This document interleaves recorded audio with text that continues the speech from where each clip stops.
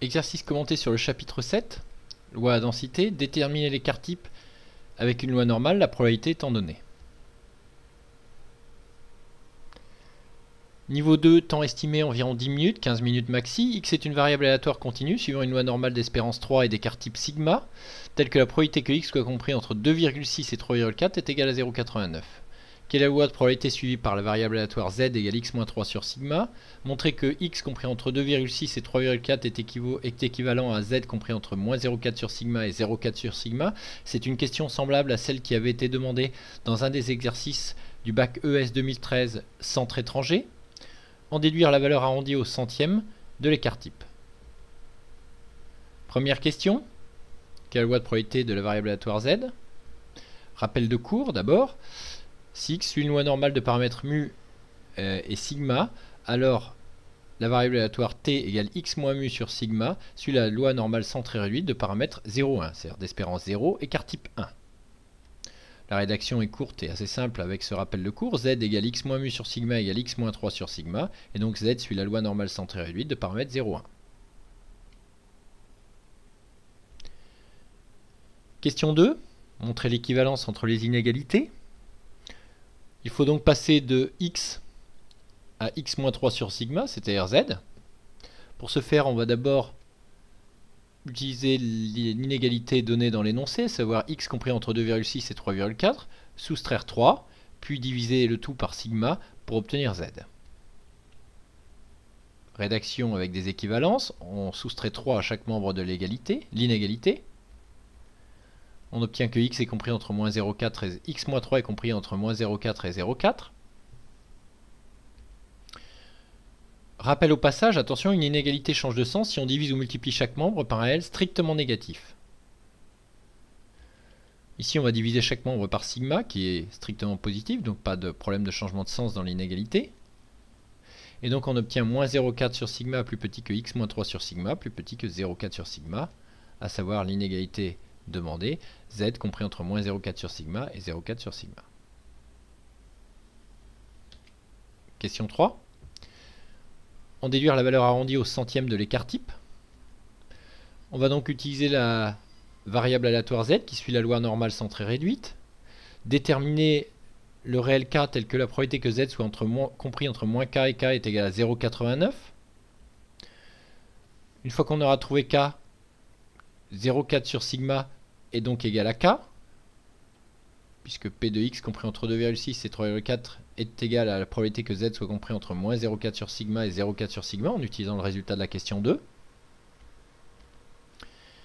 Et ensuite on va écrire que 0,4 sur sigma égale k, ce qui permettra de déterminer sigma une fois obtenu k avec la calculatrice. Avec la calculatrice Casio, on utilise la fonction inverse normale avec les paramètres centrales, probabilité 0,89, écart type 1, espérance 0. Pour certaines calculatrices qui ne disposent pas de l'option centrale, notamment des Casio un peu plus anciennes, il faut faire quelques calculs au préalable. Donc la probabilité que z soit compris entre moins k et k égale 0,89 est égale à 2 fois la probabilité que z soit compris entre 0 et k. La courbe est symétrique par rapport à l'axe des ordonnées. On divise ensuite chaque membre par 2. La probabilité que z soit compris entre 0 et k et la probabilité que z soit plus petit que k moins la probabilité que z soit plus petit que 0. Probabilité que z est plus petit que 0 est égale à 0,5, toujours du fait de la symétrie de la courbe par rapport à l'axe des ordonnées.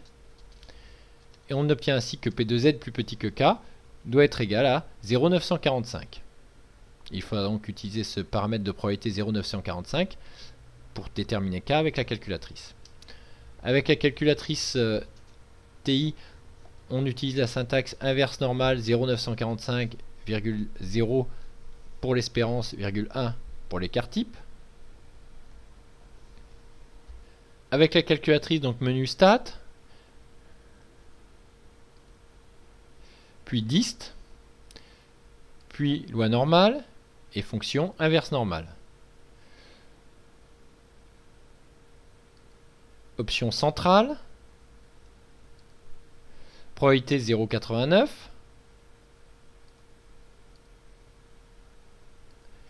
écart type 1, espérance 0. On obtient que le réel k est environ égal à 1,598.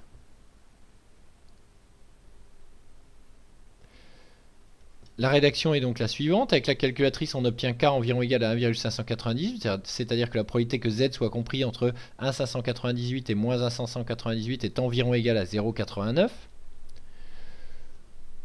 La probabilité que X soit compris entre 2,6 et 3,4 est égale à la probabilité que Z soit compris entre moins 0,4 sur sigma et 0,4 sur sigma, ce qui veut dire que le réel 1,598 est environ égal à 0,4 sur sigma.